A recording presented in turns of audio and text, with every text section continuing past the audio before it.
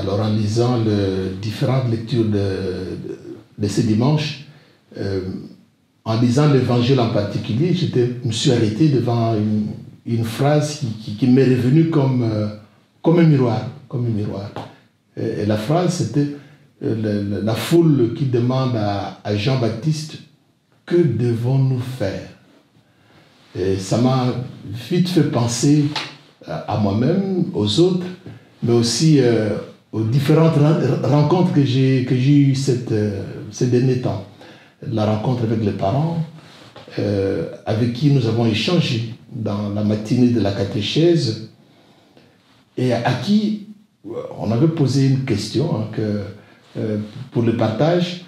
Est-il possible aujourd'hui de s'arrêter, de rentrer en soi-même, de vivre une relation dans un monde tout à fait secoué, tourmenté, mais une relation qui nourrit notre intériorité? Et ses parents disaient, mais ce n'est pas possible aujourd'hui de s'arrêter. Il n'est plus possible, on court tout le temps, on ne s'arrête plus. Alors, finalement, en partageant avec eux, en échangeant avec eux, certains ont trouvé dans la matinée de la catéchèse une occasion de s'arrêter et une occasion d'être nourris. Et certains parents aussi ont trouvé que c'était important de se retourner vers soi-même pour être vraiment nourri aussi et pour nourrir les autres. Les jeunes que j'ai rencontrés aussi ici à la paroisse, je les voyais tout le temps connectés. Et avec eux, on a discuté sur la connexion. La connexion.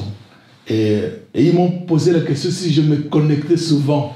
J'ai dit oui, mais je me connecte à Dieu. Alors ça les a fait un peu rire, puis j'ai dit mais oui, que pour moi c'était important d'avoir cette connexion avec quelqu'un qu'on ne voit pas, mais qui nourrit ma vie dès l'intérieur. Que devons-nous faire? Mais pour moi, la connexion est tellement essentielle, mais pour mieux me connecter, je dois me déconnecter des autres choses. Il y a tellement de choses qui troublent, qui dérangent, et j'essaie de me connecter à l'essentiel.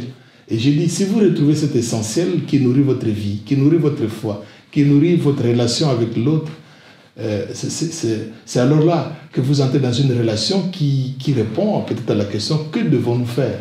Et les parents m'ont dit, pour eux, c'est peut-être dans le stress, c'est peut-être en route vers le travail, que là aussi ils essayent d'être en relation, de se connecter. Voilà. Donc je pense que si on est habité par cet amour qui nous permet de nous connecter à l'essentiel, de nourrir notre vie intérieure, de nourrir notre vie avec Dieu, peut-être c'est aussi une réponse. Que devons-nous faire?